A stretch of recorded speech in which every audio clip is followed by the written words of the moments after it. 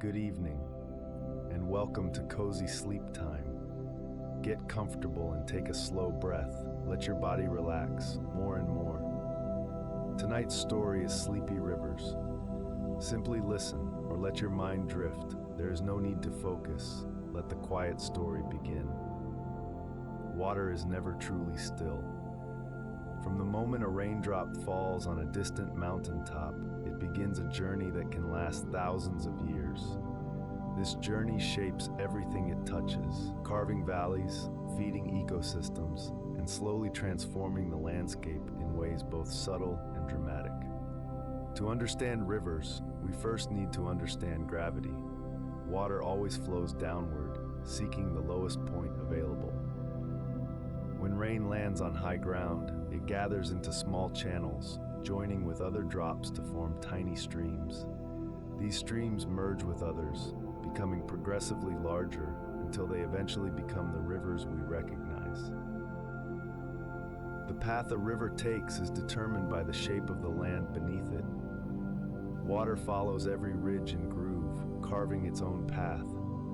Over millions of years, the result is a river system that seems almost alive in its complexity, branching and merging, finding new paths as the landscape changes. A river begins at its source, usually in mountains or hills where precipitation is abundant. The source might be a spring, a melting glacier, or a collection of streams. From this humble beginning, the river grows. It gathers water from tributaries along its course, each tributary adding its own volume and character. The journey from source to sea is divided into three sections. The upper course is steep and fast, where the river has the most energy. Here, the water cuts downward, creating narrow valleys and dramatic gorges. The middle course is gentler. The river begins to meander, swinging from side to side across a broader valley. The lower course is where the river approaches the sea, slow and wide, carrying the sediment it has gathered along the way. The amount of water a river carries is called its discharge, measured in cubic meters per second. The Amazon River, the largest river in the world, has an average discharge of about 209,000 cubic meters per second. That is enough water to fill more than 80 Olympic swimming pools every single second. Rivers are not just moving water, they are moving ecosystems. They carry nutrients, sediment, and organisms from one place to another. They connect mountains to oceans, forests to deltas. A single river can support thousands of species of plants, animals, and microorganisms, each adapted to a specific part of the river's flow. The journey of a river is a journey of transformation. What begins as a tiny trickle in a remote mountain becomes a mighty force that shapes continents. And at the end of its journey, when the river meets the sea, it deposits the sediment it has carried, building deltas and enriching coastal waters. The water itself will eventually evaporate, return to the sky, fall again as rain, and begin the journey once more. Water moves through landscapes with remarkable efficiency, carrying particles ranging from tiny grains of clay to massive boulders. The way water transports these materials reveals much about river dynamics and the forces that shape our terrain. The capacity of a river to carry sediment depends primarily on two factors: velocity and turbulence. Fast-moving water possesses more energy, able to lift and transport heavier objects. When water velocity doubles, its sediment-carrying capacity increases dramatically, sometimes by a factor of 30 or more. This explains why mountain streams, despite their smaller size, can move rocks that would be impossible for slow-moving lowland rivers. Different particle sizes require different velocities to move. Sand grains begin to move when water flows at about 20 centimeters per second. Small pebbles need around 50 centimeters per second. Large boulders may require velocities exceeding 2 meters per second. Once in motion, These particles are transported in different ways depending on their size and weight. The smallest particles, clay and silt, are carried in suspension. They float within the water column, sometimes traveling hundreds of kilometers before settling. Sand particles bounce along the riverbed in a process called saltation. They are lifted by the flow, carried a short distance, and then fall back to the bed. Larger particles, gravel and cobbles, are rolled or slid along the bed by the force of the current. This is called bed load transport. The process of erosion happens in several ways. Hydraulic action is the force of water itself, which can loosen and dislodge rocks. Abrasion occurs when particles carried by the water scrape against the riverbed, wearing it down like sandpaper. Attrition is the collision of particles against each other, gradually breaking them into smaller pieces. Solution is when water dissolves certain types of rock, such as limestone, carrying the minerals away in dissolved form. The material carried by a river is called its load. The total load includes everything from dissolved minerals to large boulders. The amount and type of load a river carries determines how it shapes the landscape. A river carrying mostly fine sediment will create different landforms than one carrying coarse gravel. The Mississippi River carries an estimated 450 million tons of sediment to the Gulf of Mexico each year. This sediment has built the Mississippi Delta over thousands of years, creating one of the most productive ecosystems on Earth. The delta is built from the eroded remains of an entire continent, carried grain by grain to the sea. Over long periods, the movement of sediment by rivers reshapes entire landscapes. Mountains are worn down, valleys are filled, coastlines are extended. Rivers are the primary agents of erosion on Earth, moving more material than all other geological processes combined. The land we live on has been shaped and continues to be shaped by the patient work of flowing water. The shape of a river is never random. Every curve, every bend, every straight section is the result of physical forces acting on the flowing water. Understanding these patterns reveals the hidden logic of river landscapes. A river rarely flows in a straight line for very long. Even the slightest variation in the landscape causes the water to shift to one side. Once this shift begins, it reinforces itself. Water flowing around a bend moves faster on the outside of the curve, eroding the bank. It moves slower on the inside of the curve, depositing sediment. Over time, this process makes the bend more pronounced. The river meanders. Meanders are not static, they migrate over time.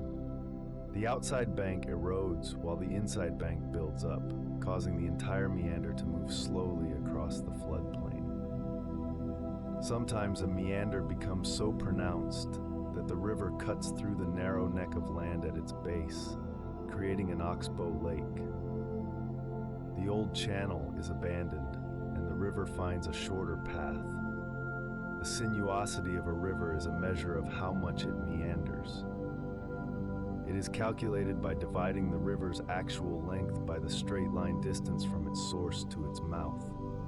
A sinuosity of 1 means the river is perfectly straight. Most natural rivers have a sinuosity between 1.5 and 3. This meandering is not random. It is the most efficient way for a river to lose energy. When a river floods, it spreads across its floodplain. The floodplain is the flat area of land on either side of the river that is periodically covered by water. Floodplains are built by the river itself, layer by layer, over thousands of years. Each flood deposits a thin layer of sediment, gradually building up the plain. Floodplains are among the most fertile lands on Earth because of this regular renewal of nutrients. The river's gradient, or slope, determines its energy.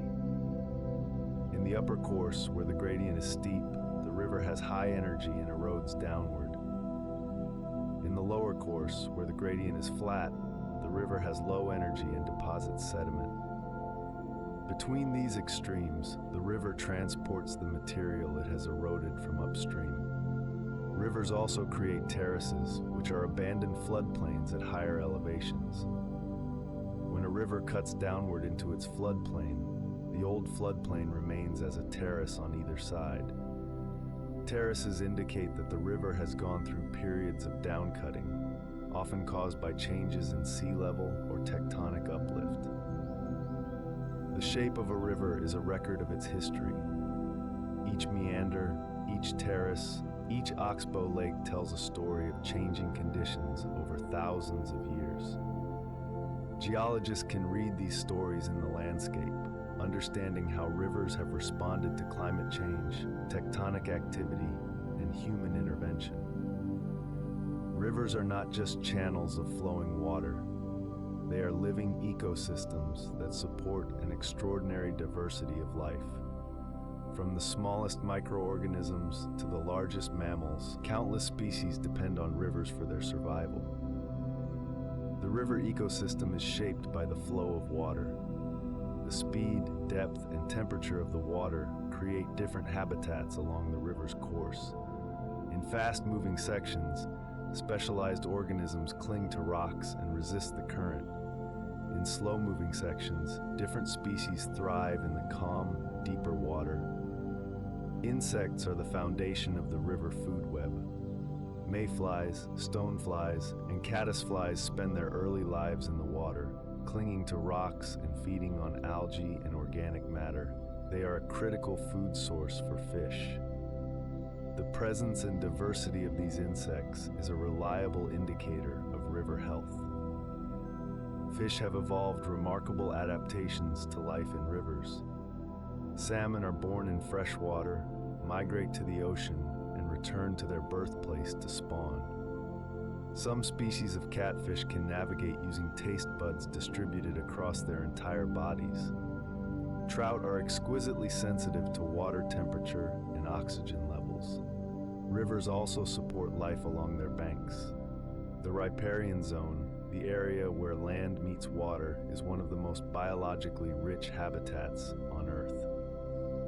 The constant availability of water supports dense vegetation, which provides food and shelter for birds, mammals, and insects.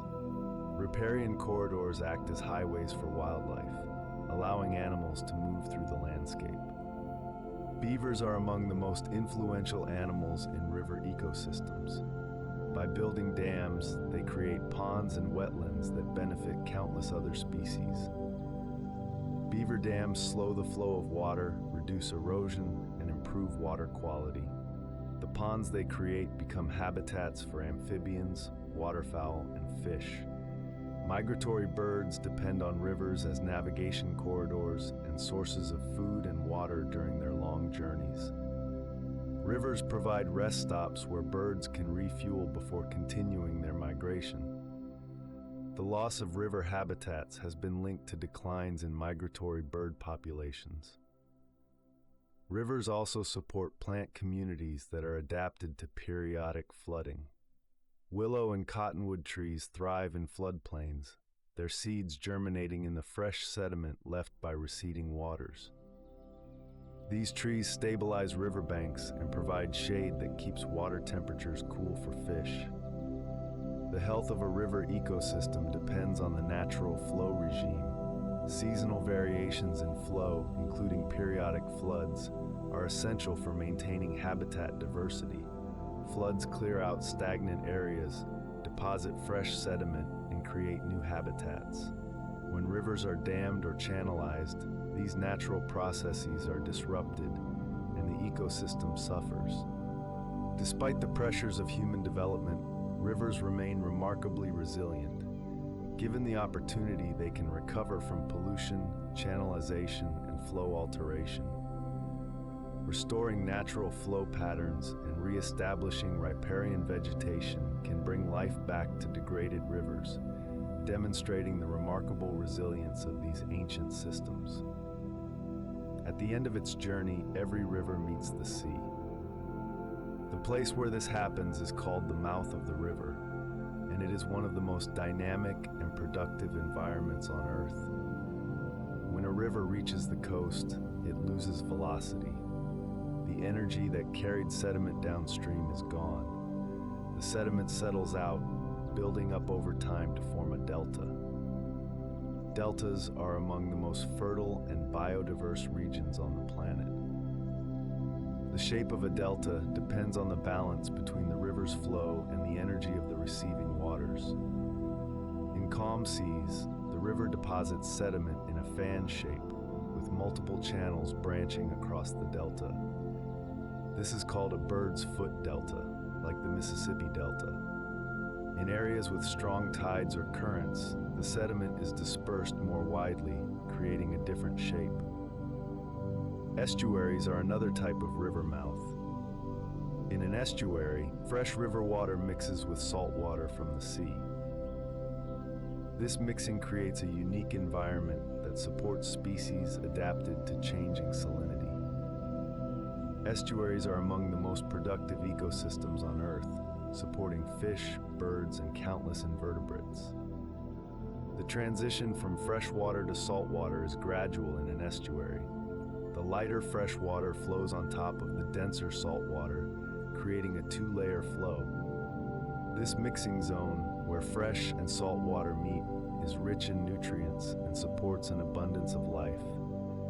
Many commercially important fish species spend part of their life cycle in estuaries. When a river meets the ocean, it does not simply end.